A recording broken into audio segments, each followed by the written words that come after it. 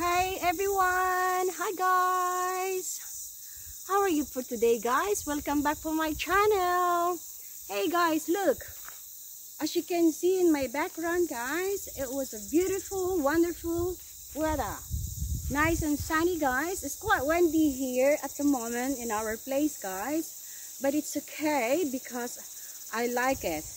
And now I decided I'm going to do it for today because the weather is beautiful.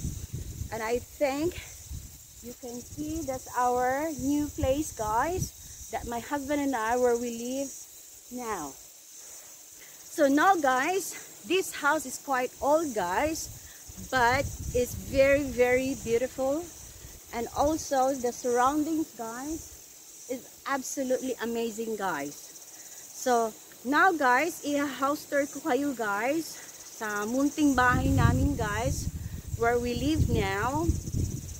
As I said to you guys on my previous video, that my husband and I, kalilipat lang namin dito guys 2 weeks ago guys. So hindi pa talaga kami syadong nakatidy na mga other things namin guys, which is napaka-messy pa sa loob ng bahay namin guys. But I'm trying my best guys because one of my subscribers said that they really want to come to my place because they want to see me and they want to stay here. But I really apologize guys. I apologize to them that I won't be able to accept a visitors at the moment guys dahil napaka-messy pa talaga ng bahay namin guys, sa loob ng bahay guys. As in ngayon, I decided na ipapakita ko ngayon sa inyong lahat guys para maintindihan nyo kung bakit hindi pa ako ready na magtanggap ng bisita guys. So ngayon guys, ipapasyal ko kayo sa loob ng bahay namin. So hopefully guys, wag na muna kayong magbas sa akin guys ha, please. And be patient kasi as I said, kalilipat lang namin ng asawa ko dito 2 weeks ago.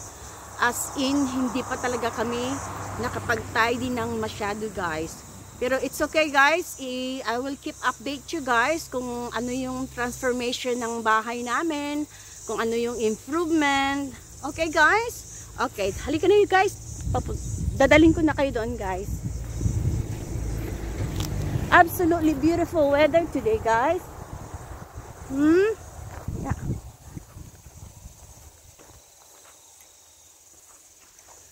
Ayan guys.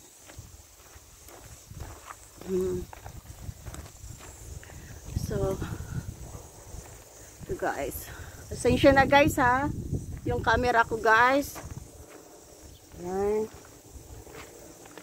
So ito yung in front ng bahay namin guys. Ayan. As you can see, actually guys, hindi yan siya ganyan dati. Nung bumibisita pa kami ng asawa ko dito sa mother-in-law ko before.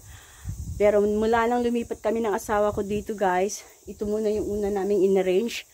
Ang dami mga ano dito na kailangan naming i-move out guys. But thanks God na manage namin guys na ma-move namin yung ibang gamit na hindi naman talaga karapat-dapat dito sa front ng bahay. Okay guys, but of course, I do respect my mother-in-law guys. She's so lovely person. A beautiful soul. A lovely mother-in-law. So ngayon guys, so ito yung in front ng bahay namin guys. Ito yung front door. As I said guys ha, wala lang bash, wala namang kasi sinabi ko na sa inyo na napaka-messy pa talaga sa loob ng bahay namin. Pero, kailangan ko siyang gawin guys, para maintindihan nyo ko. Okay? Wala palang tao dito guys, ako lang. Ayan, guys. Ayan. As you can see guys. Ayan. Saraman na natin guys. So, ito yung front guys. Pagpasok nyo pa lang. Pagpasok nyo pa lang guys, ayan na. Another door na naman guys. Push lang konti guys. Ayan na guys. So pagpasok pa lang ng entrance ng bahay guys, makikita yung kitchen. Ito yung kitchen namin guys. Ayan. Ayan. Ayan guys. So, ayan. So, yan yung kitchen namin guys. So, as nakikita nyo guys. Yan guys. Kita ko sa inyo mga boxes guys ha. Ayan. So, as I said guys, messy pa talaga siya guys. Okay? But don't you worry guys. I'm trying my best to sort it out other things. Ngayon, ito naman yung lounge namin guys. Yan. Yan guys. So actually guys, medyo okay na siya konti. Because 4 days ago, I cleaned guys. The first I done is the lounge. Kasi ito yung pinakauna talaga naming ano. Because my husband, every time he's working from home, he always like to work is sitting here in the lounge. Which is, meron siya mga video calls from his workmates guys. So kailangan naman medyo tidy guys. You know. So ngayon guys, punta tayo doon sa, dadalhin ko kayo guys. Yan. So ito yung bedroom namin guys. Yan. So inopen ko na yung door namin guys. Bedroom door namin guys para ready na. So ngayon guys, yan. Come on guys.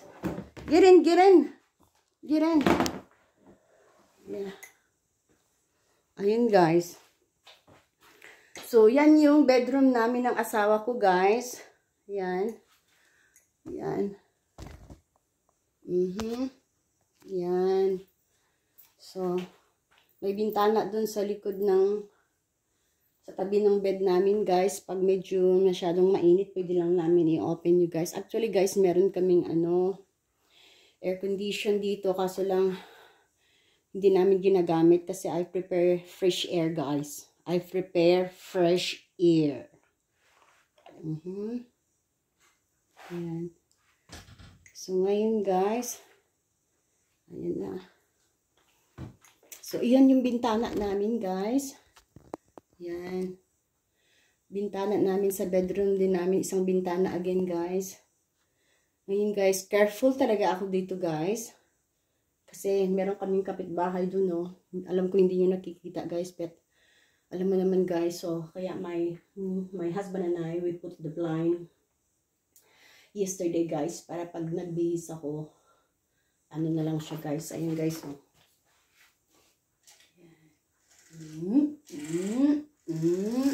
Yan. Diba guys? Yan. So yan yung guys. Actually guys, meron pala akong alagang monkey guys. Yan siya guys oh. Alaga ko siyang monkey guys. Lagi siyang may banana. Kailangan talaga siyang laging may banana guys. Kasi pag hindi, ano, mag-i-escape siya guys, maghahanap siya ng banana. Ayan. Sige, lagay natin siya dyan guys. Siya yung ano ko dyan eh, guardian angel guys. Ayan. So ngayon guys, ayan na naman yung likod namin guys. Yan. Diba? Yan.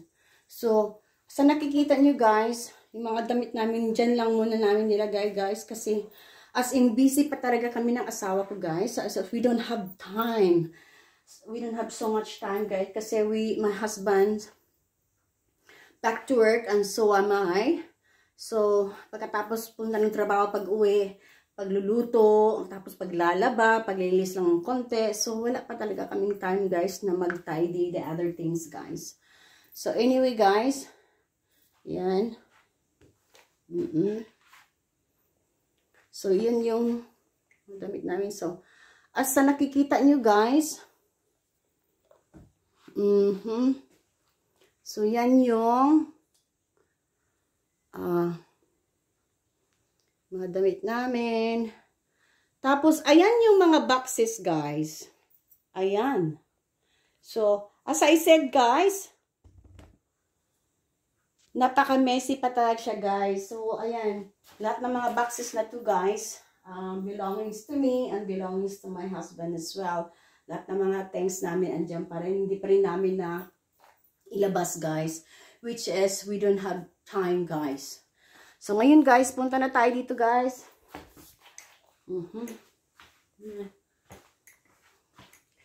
So, medyo... So, ito yung toilet namin, guys. Ayan. Quick lang, guys, ha. Quick, quick. So, ito naman yung bathroom namin, guys. Ayan. Ngayon, punta tayo sa next room, guys. So, ito yung next bedroom, guys. Ayan. So, as you can see, guys, in my background, guys. Ayan. So, as in, messy pa talaga siya, guys. Ayan. And then, ayan, taas natin konti para makita nyo, guys. Ayan. As in, messy pa talaga siya, guys. Ayan. Tapos, meron kaming ano dito, guys. Spare. Ayan. Meron kaming, ito yung ano namin, originally, ito yung ginagamit namin ng asawa ko, guys. Bago to siya, guys, eh. Airbed mattress. We bought it, I think, last year lang siya, guys. Tapos, hindi muna namin ginamit ng asawa ko, guys. Kasi nga, which is, pagdating namin dito, ano, may bed na kasi siya. May airbed mattress na siya. Meron na siyang bed sheets. So, andyan na lahat, guys. Tapos, ngayon, meron na naman dito, guys. Another bed, guys. So, ngayon, guys, yan. Pinakita ko lang muna sa inyo, guys, kung gaano siya ka-messy, okay? So, wala pa talaga siyang arrangement, guys. That's why, I'm not ready yet. We invite visitors, guys. Pasensya na talaga, guys. Okay, guys. Saraman na natin, guys, ha. Okay. Punta tayo dito, guys.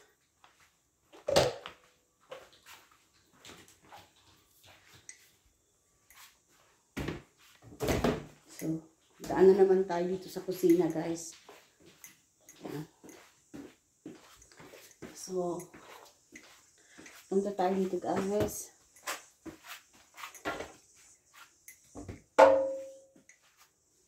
Ayan, guys. So, ito yung next room, guys. So, ito yung parang spare rooms namin, guys, na nilalagay namin muna dito temporarily. The other things that we don't really need at the moment, guys, because this is the only way that we can move inside our house, guys. So we have to put everything in here at the moment, and sooner or later, if we have time, and then my husband and I were going to tidy this room. Okay, guys, but don't you worry, guys, I will keep update you guys the transformations and also the improvement, guys. Okay, I promised. So punta na tayo dito, guys. So ngayon, guys, dadalhin ko kayo doon sa upstairs, guys. Ayan, nakita niyo yung hagdanan, guys. So, as you can see, the stairs going to up. Yeah. There you go.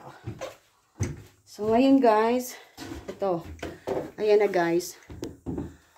So, ito yung used to be my mother-in-law bedroom, guys. Which is, wala na siya dito, guys. Nasa ibang bahay siya, guys. Sa bagong bahay niya, guys. Na which is malapit sa city, guys. Because due to her conditions, guys.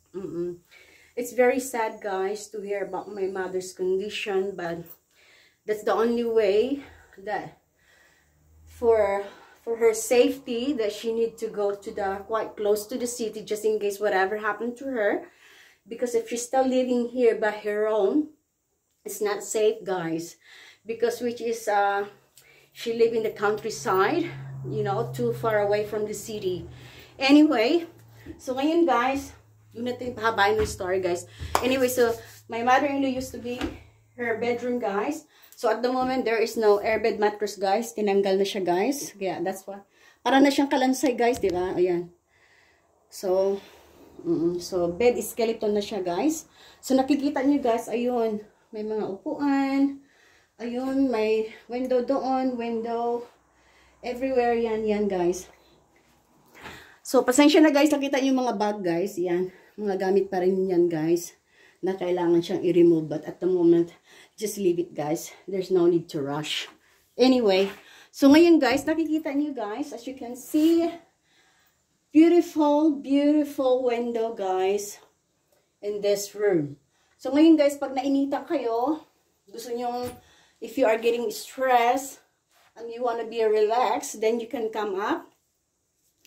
I can come here and upstairs and get some fresh air guys, as I can see the beautiful view as well. Ayan guys. Tapos if you had a visitors guys or doji people guys coming up here, I can see it straight away. And also guys, here. Ayan guys. Stunning, beautiful weather guys. Beautiful, beautiful view. So yan yung view guys. Outside ng bahay namin guys. Ayan oh. Sobrang ganda dito guys. Fresh air, quiet, peaceful place. Ayan guys. Tapos ito din guys. Ayan, another window guys. So, messy pa talaga siya, guys. Pasensya na, guys. Ayan. As you can see, guys. Ayan. So, ngayon, guys, nakita niyo yung hagdanan, guys. May hagdanan dito, guys. Ayan. So, nakita mo yung may pintuan dito, guys. Ayan. So, ito yung entrance, guys, papunta sa langit. Joke. Joke lang, guys, ha. Medyo patawa naman tayo konti, you know. Don't make it seriously. Anyway, so, ito, guys. Itong pintuan na ito, guys. Ito yung papunta doon sa pinaka-roof talaga ng bahay, guys. So, it just, you know, just in case my husband and I, just, you know, if we get, need some fresh air, if we need to relax, then we have to go upstairs, guys, to get some, you know, relax, and then get some fresh air, and then beautiful, take some photo for the beautiful view. Kasi doon sa pinaka-roof talaga, guys, makikita mo talaga ang buong paligid ng view, guys. Pag pumunta kami doon sa taas. Pero at the moment, guys, ayaw mo na namin mapunta doon, guys. Kasi which is, we don't have time. Isa pa, napakainit, guys. Kasi walang ano doon eh. Wala kasing roof doon, guys. As in, yun na yung pinaka-roof talaga, pinakataas. And then, maganda lang siguro doon, guys, pag medyo hapon na. Tapos, standby lang muna doon. Tapos makikita mo yung magbabantay ka. Then you have to wait until late in the afternoon. Then lumalabas kasi halos most of the time lumalabas yung sunset namin dito, guys. So yeah. Anyway, guys. Thank you so much, guys. Thank you so much, guys, for watching, guys, my video for today, guys. Thank you so much. So, as I said, guys, ayan. Yeah. Thank you for watching my video for today, guys. And hopefully, guys, you enjoy watching my video for today, house tour. And also, hopefully, guys, keep in touch, keep with me, stay with me, guys. And if you would like to more about me, guys, more about my life and countryside in New Zealand, which is my husband and I will live here now, then please subscribe, guys, and please don't forget to like and comment below, guys. Thank you so much, guys. Thank you so much. We always love you, guys. Have a good day. Bye, guys. See you next time.